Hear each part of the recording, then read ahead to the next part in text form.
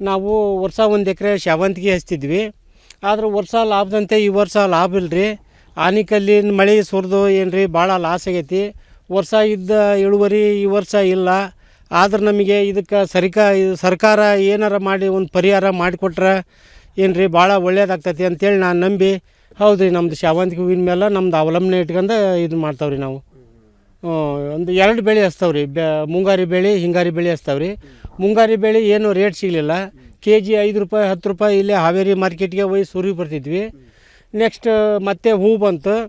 ಮೊನ್ನೆ ಅಕಾಲಿಕ ಮಳೆ ಸುರಿದು ಆನಿಕಲ್ಲಿನ ಹೊಡೆತದಿಂದ ಹೂವೆಲ್ಲ ಅಷ್ಟು ಲಾಸ್ ಆಗೈತೆ ರೀ.